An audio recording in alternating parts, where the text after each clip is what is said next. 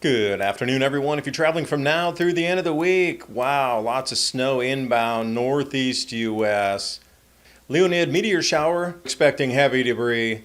Winter wheat emerged. This is where the growing areas are under drought already, and now comes the record cold early. Wonder how much of this will be wiped out. Winter wheat yield so far down anywhere red. Look at the 30+% in many states. Month to month change, anything red, orange, down. Once you start to look and analyze the world with a more critical eye, start to realize that there's a lot of things you can't control. It's going to be a mind game from this point forward.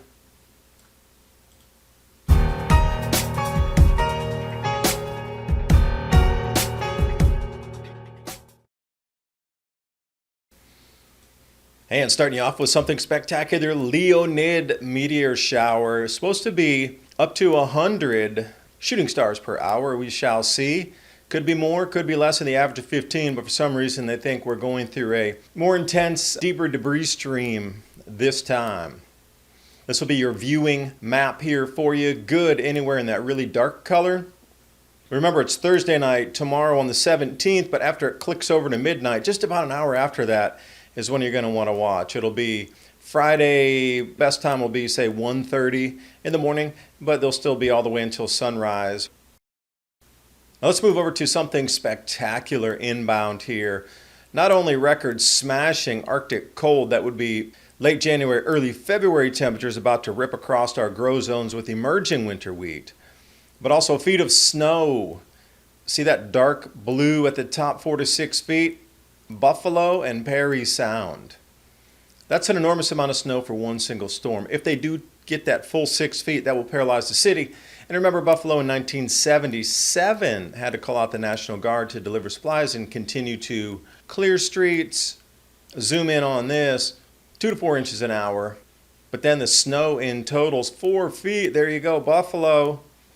I would definitely stock up now. This is no joke. The record cold temperatures inbound are one thing to contend with, but this is such a wild card with the vortex out of its normal flow that you just don't know where it's going to go. Oh wait, was that a cat in the hat rhyme? I guess it was.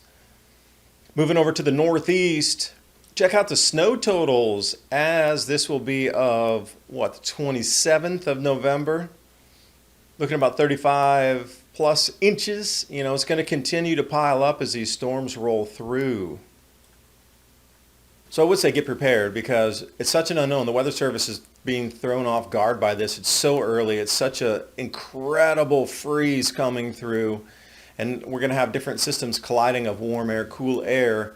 And when I say cool air, I'm talking about 0 degree Fahrenheit air smashing against Gulf moisture, and who knows what's going to lay out through this. Violent weather on approach of the storm front. And our crops emerging right now, at least winter wheat, I'm not sure how that's going to fare. Which brings me to the winter wheat, because there's been so many losses everywhere on the planet that it's just every grain of rice, every grain of wheat now counts. It really does. So this is what is emerging out of the fields. It's in this grass-like state until it grows a little bit taller, and then it'll go dormant for the winter, and then it'll start regrowing in the spring. Then they're going to harvest in the spring. Now this winter wheat here, when it's in this emerged grass form, just a few inches tall, very susceptible to 0 degree Fahrenheit temperatures, 10 degree Fahrenheit, 15 degree Fahrenheit. Usually it's dormant by the time those temperatures arrive. And before we start, just a quick word from our sponsor. Wall Street's fear gauge is flashing a warning that stocks could fall off a cliff. Billionaire economists agree on 2 things. We're heading towards a lost decade for the stock market, and investors need to buy gold. Call the Patriot Gold Group today before it's too late. 888-546-7020. Your IRA can be in physical gold or silver, and you may qualify for the no fee for life IRA. 888-546-7020. And now on with the video. So swinging you over into the duality of things going on our planet at the moment here. We got the droughts through multiple river systems across the world. But then we have the winter wheat areas in drought specifically here. Anything overshaded in that red lined area, that is a major drought area. But then if you can see under there, that green is the major crop area. And then all you have to do is overlay it with the inbound temperatures, and I will focus you in the panhandle of Texas up into Kansas and further north. Looks like it's going to be about 30 degrees Celsius, not Fahrenheit, Celsius under the normal. That's why I'm saying we're getting into these near or below zero temperatures and the super freeze that you would expect, like I say, late January, the depths of cold. And we move to the 19th, we'll start to see that Idaho area coming on strong. And I'll move you out through the 20th, and you can see how that storm system is swinging, and that'll generate all of that lake effect snow. So you're looking over Minnesota there, Wisconsin, further down into Indiana, Iowa, Ohio, Pennsylvania. That whole area is going to get absolutely frozen solid.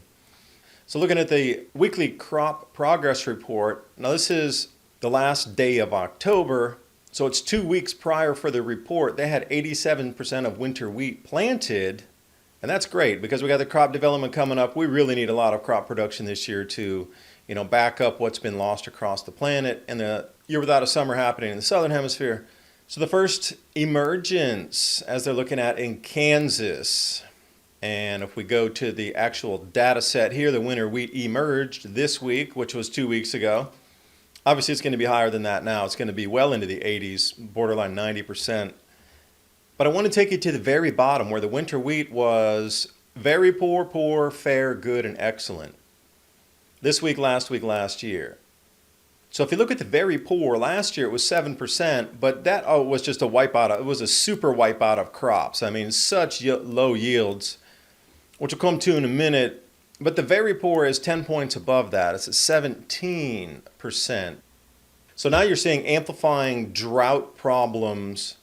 This is the double pile-on that is going to have some effects on how we're going to feed ourselves. So again, I'll bring you back to the map here. You're looking at the dark green, and then further up, you want to go up into Montana and up above the border there and way over into Oregon, Washington. And we're just going to overlay this and look at the amount of destruction right there. Kansas, panhandle of Texas, Oklahoma. That is square in the middle of that grow zone. Cold after cold after cold, because this is only another week past the record cold, and we're going to have another record cold front. They'll just call it a cold snap. And since I've been following the southern hemisphere with the year without a summer after the Tonga eruption, here we sit just mere weeks before actual official summer begins in Australia, and that green dot is 1.2 Celsius below zero, which means it's around 29 Fahrenheit. And anywhere you see blue, that's below freezing. Tasmania all the way through New South Wales.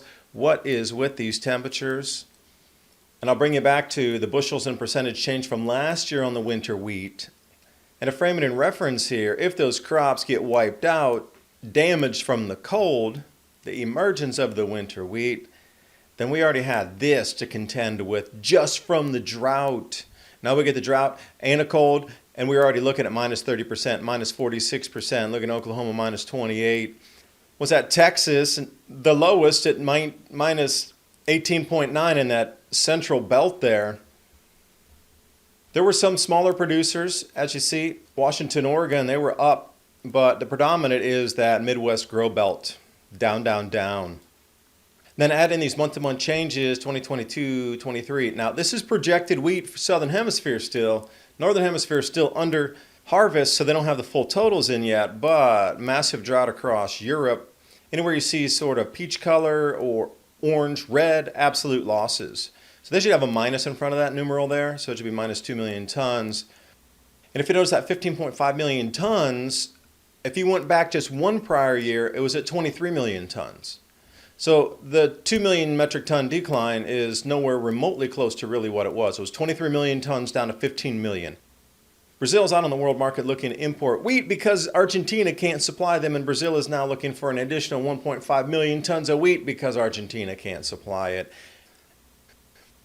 And heaven knows what's going on with Ukraine and the planting there. Agriculture minister said they're not even going to plant winter wheat this year or corn next year. And I'm just thinking, all right, everything's on the table right now for this resetting of food prices and availability. Remember, you're going to do anything if your family's starving, including get a digital rationing card to go into the store to purchase your items. So don't think anything's impossible with this food moving forward. Please watch a couple prior videos on the Tonga eruption and the cooling temperatures and how that is now affecting Southern Hemisphere agriculture. But I do have some numbers from Ukraine. Again, this is at the end of September, going into October, and this was the projected at that point.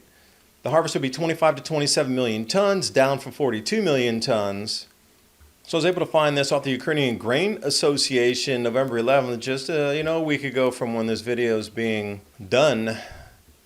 It shows 52.2 million tons grains and oil seeds, and they're also going to try to include late season crops, another 9.6 million tons of corn. Close to what the projections were, but we won't get the true accurate numbers until sometime in December. So looking at exports here, global ending stocks 2016 to 2023, you would imagine at the end of the year, going into next year, that's going to drop further. You can project all you want, but nature's going to do something different. And the amount of crop losses we've had here, just in America alone, would drop these totals, let alone Ukraine and other parts in Europe that are major exporters. So take this with a grain of wheat.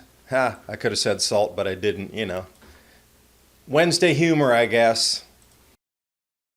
Once you start adding all this up with a more observant eye, you'll start to take a deeper look into realization that there's not a lot we can control from this point forward. What is in your control and out of your control? So this is going to be a mind game here. It's all going to be a mental game.